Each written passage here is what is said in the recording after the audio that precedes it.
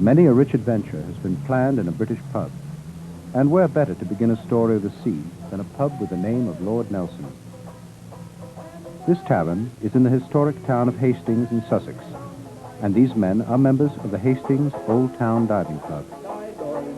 And it was here in this pub that John Short and the other divers decided to embark on a dive which would lead them to one of the most mysterious wrecks ever located in the English Channel.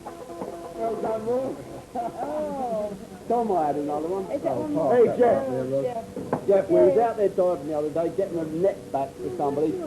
The viz is very thick, but when we get down there, we find a wooden wreck and copper sheaves. It must be an old one. We've got to get out there. I was groping around and found a bottle, and I brought it up with me. When was it? Last Wednesday, when you was working, or should have been. Oh, yeah. We've got to get back out there. Can't we organise something for tomorrow? Have we got a boat tomorrow? Yeah, we've got a boat tomorrow, 7 o'clock. On this occasion, a fisherman from Rye asked us to dive to recover a net. Several of us dived on that occasion, and when we got there, we found the remains of an old sailing ship with the deck gone. After that, we thought that the only way to do this job would be to call in the assistance of a professional diving team.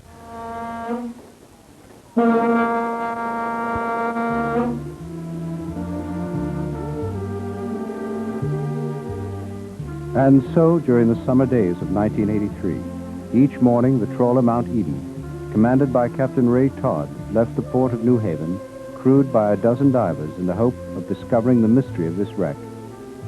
For it was a mystery. No trace had been found in the local archives. And even in the 19th century, the disappearance of such a ship and her crew would not go unnoticed. Its origin, purpose of voyage, destination, all remain a secret. Even while leaving the port of New Haven, the diving team prepares for the dive. All know that the depth, current, cold, and bad visibility will be difficulties to overcome, as well as the work below. To add to this, the work must be done quickly, between tides, as the tidal currents would sweep them from the wreck site. Ray Todd, their captain, is a very experienced sailor and knows all the problems of diving in the English Channel. But he's confident, because what little he knows about this wreck makes him dream of its possibilities. We were called in to help the Hastings divers when it seemed they had an enormous find on their hands. And we've brought in to date around 600 bottles of brandy. They're half-litre bottles, and they've got a lead seal on them that, with the words View Cognac. They're a little bit under strength, but whether that's the sea, the depth, or else it's they were always like that, we're not sure. There are also scores of square-sided Dutch gin bottles. Now, these are black and they're very pretty, but they're also fragile, and the sea action has damaged them, or the pressure at the depth has damaged a lot of them.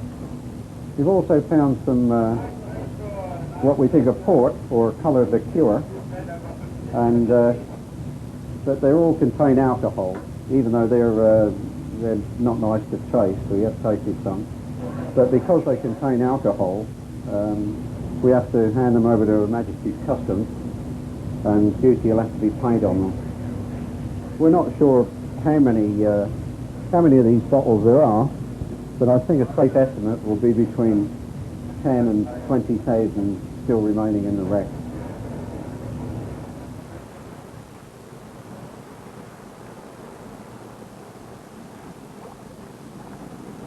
Jeff Parson, one of the wreck's discoverers, indicates to Captain Todd its position on the chart as a result of the observations made during his last dive, which placed the wreck 13 nautical miles from New Haven.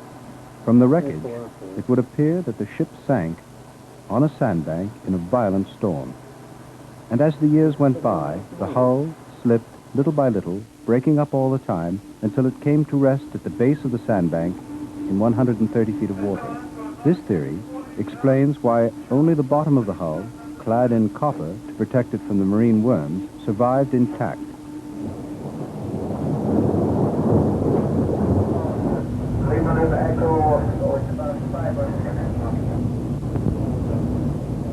At the approximate position of the wreck, the echo sounder picks up the sandbank contours and pinpoints the location.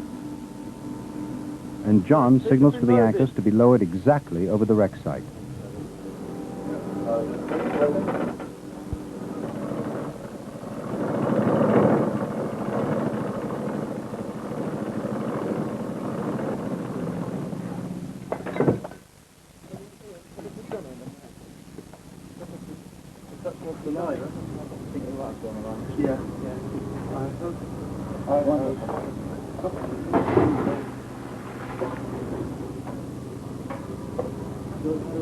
John and Jeff dive first to mark the wreck and prepare the site for the professional divers who will follow.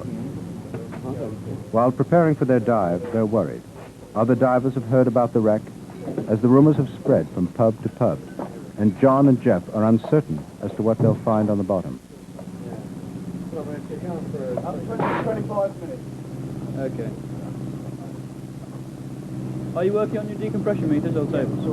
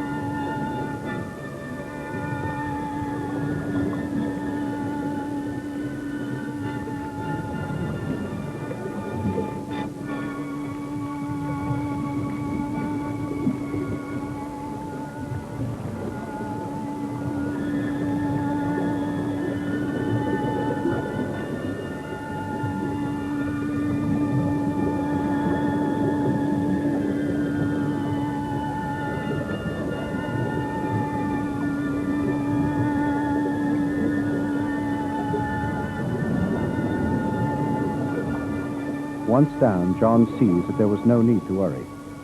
The wreck is still intact, always sinister, even threatening, in the icy waters of the English Channel, 130 feet down.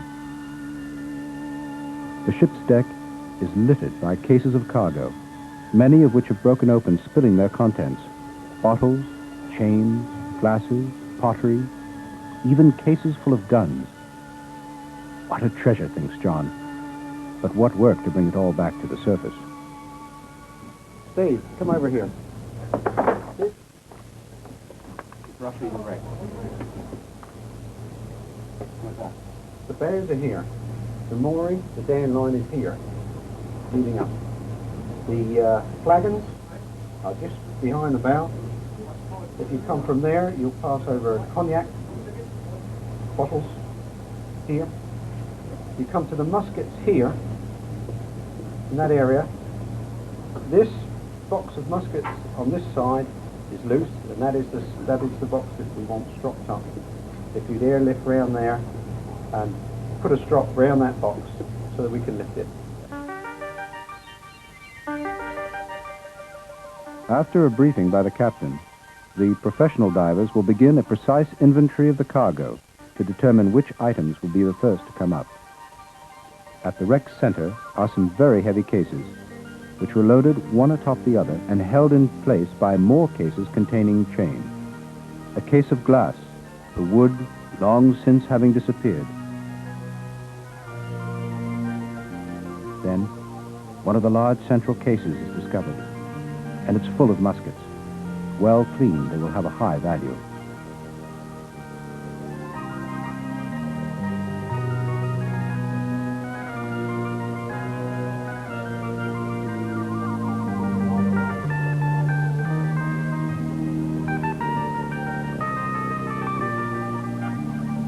Further along, in another open case, emptied of its contents by the currents, rests a single musket.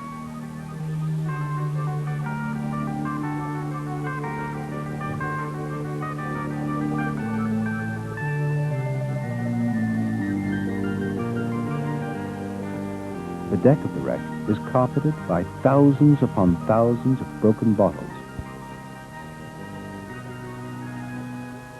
For a first inspection dive, the sight of all this cargo, frozen in time, astonishes the divers.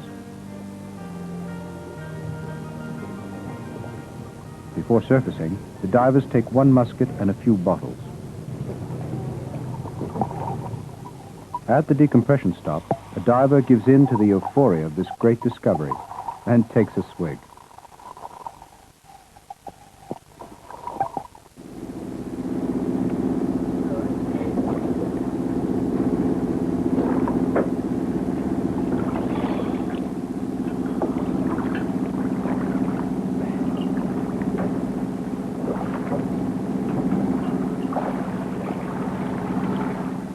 Well, that's what they put through the noses. Ah, look. Look at that coupling. Adrian! Can you manage? Don't care if you can't now, we've got what we've got to do.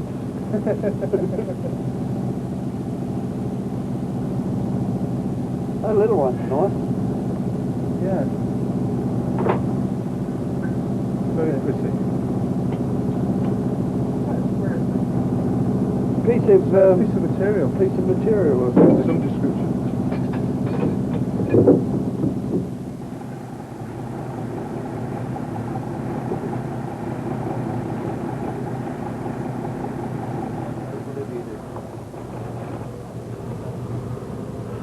Let's get those out first. Hang on, let's get the ropes out of the way.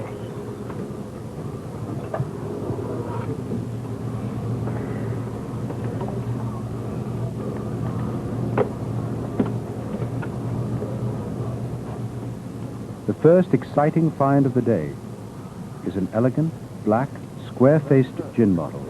It's a thick bottle. You know, river going through holding a plate.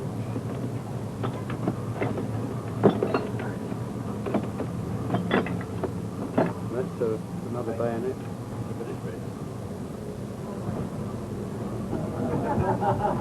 What is bottle? This gin bottle, I think. Yeah, it's a gin bottle. Full? Water. All over the office. The gin bottles are unfortunately empty. But along with the gin bottles they brought up on this first dive were these smaller bottles of cognac, still sealed.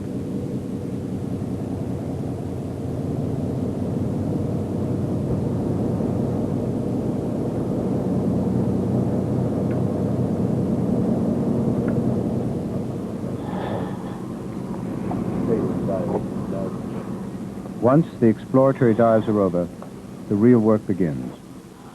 The professional diver's equipment is checked meticulously. Surface-supplied hat, security bottle, underwater telephone, even his gloves.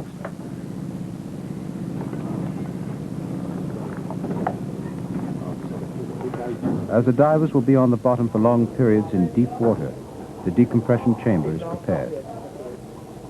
Another part of the team cranks up the large compressor, which powers the underwater vacuum cleaner used to clear the mud from the precious cargo.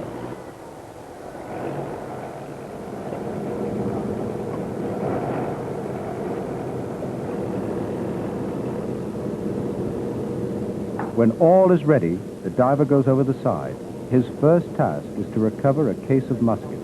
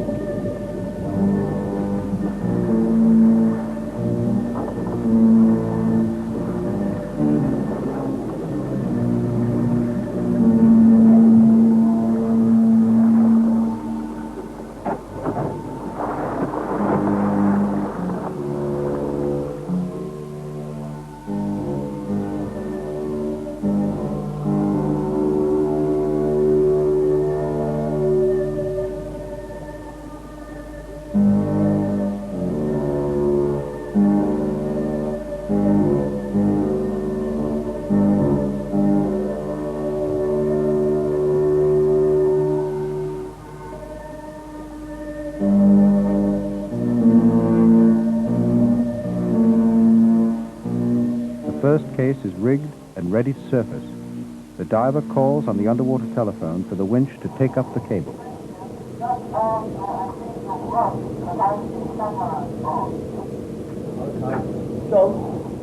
This part of the operation requires close coordination between the diver and the surface team.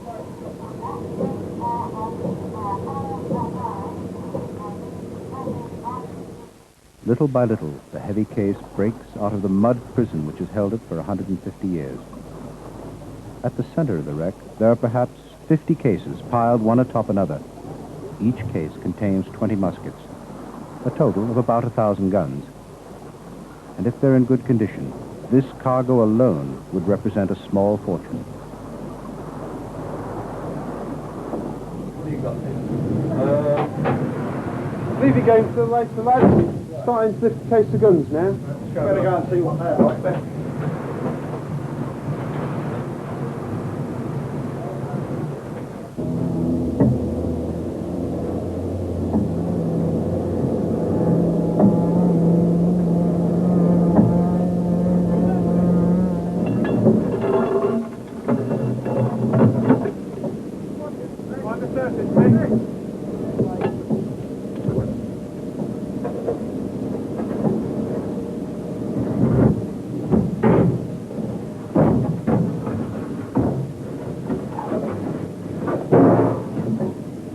Another foot.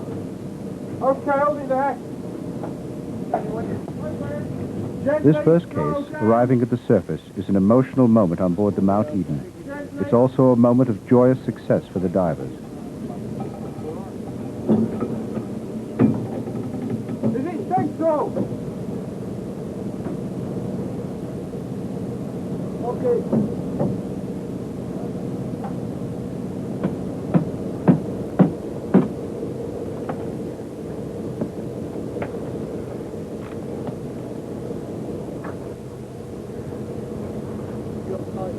You've got a brush, boy. Yeah, look at it. Yeah, brush.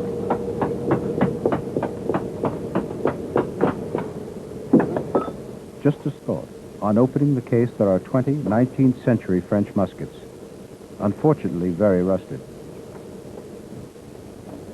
What was their point of origin? Where were they going? What were they doing on board this vessel? Were they being taken to West Africa as trade goods for illicit slaves? Or possibly to the West Indies to supply a rebellion?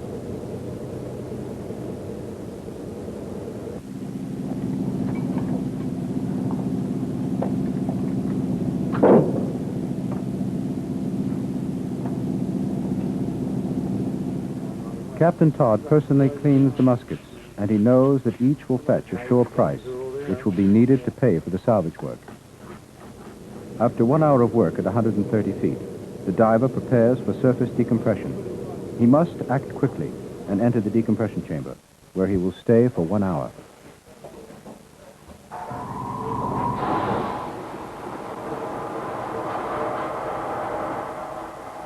Meanwhile, other artifacts which were found on the wreck are spread out for inventory. These are long pieces of glass which were used by local craftsmen in West Africa to fashion their own jewelry. Another African connection were these glass slave chits, mixed in with a glass cross and cufflink. The first object found, the original square gin bottle, has been identified. It comes from the Dutch firm of De Kuyper. This beautiful piece will fetch a handsome price when sold by Her Majesty's Receiver of Wrecks.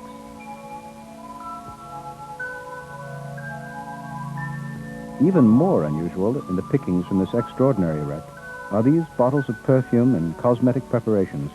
A large consignment of beauty aids was aboard the sailing ship. On this dive and earlier dives, several hundred bottles have been recovered. Where did they come from? Probably Britain, although some bear French-sounding names. Almost every one is unique. Victorian enterprise at its best. A first study of them indicated that white lead is a major ingredient, calculated to make a 19th century woman pale and interesting, but also likely to shorten her life.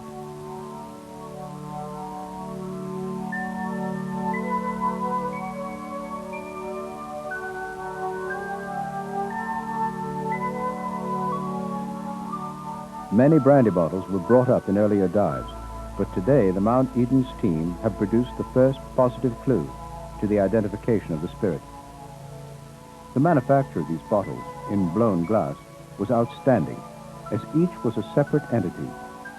Unfortunately, the poor quality of glass and cork allowed the sea to enter. The lead seal bears the words Vieux Cognac, indicating that the contents were genuine French brandy. Now a wooden case has been found bearing the letters M and Company. This is confirmed as being the shipping mark of the old firm of Martel.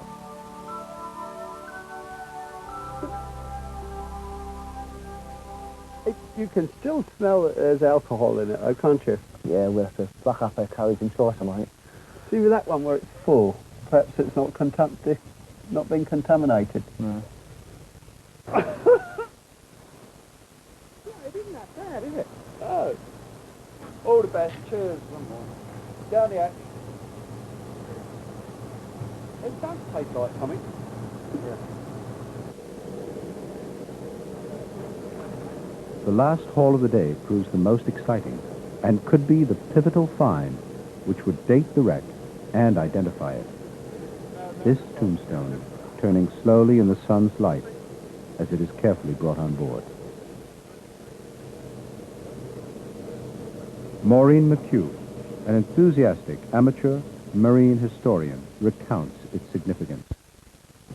Here repose the mortal remains of Julia Adrienne Jonker, born Beaverhoot, born in Saint-Croix, the 7th of February, 1827, died in St. Thomas, the 16th of March, 1858, and Franz Heinrich Jonker, born the 6th of March, 1858, died the 19th of March, 1858.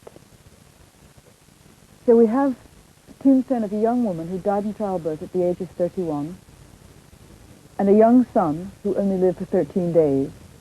And this tombstone gives us a clue as to the possible identity of the mystery ship. The tombstone clue indicates that the vessel was going ultimately to the Danish West Indies.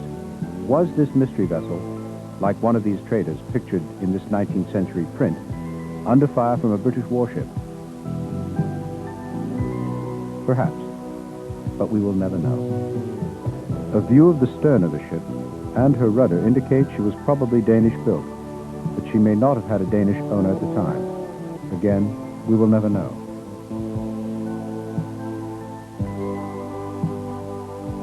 What we do know is the cargo she carried, and this artist's impression shows how the hold was filled, ranging from amphora in the forepart, through brandy, then muskets and the tombstone to gin and other cargo in the stern area.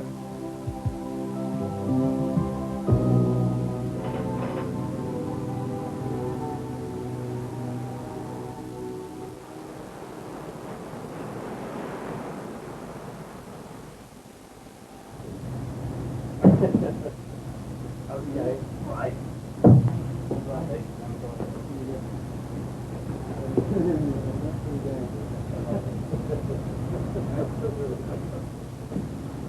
Right, Captain. Back to New Haven for the Mount Eden, after a day which represented a milestone in the salvage of the mystery wreck. But there's no hero's welcome when you return to port with dutiable goods. The brandy may be 130 years old, but if there's life in the spirit still, then Her Majesty's customs men need to know. To them, the origin, the era, the mystery is unimportant. It represents only the importation of taxable alcohol, which must be paid for. These are full content bottles, are they? With the They are, spirit? they are the full ones. There's 14. With these bottles, must be taken back to the customs house, to the Queen's Warehouse officer. I understand. All right? The remainder, I presume, you will take up to the port. That's at correct, New yes. Haven. Fine. I take that.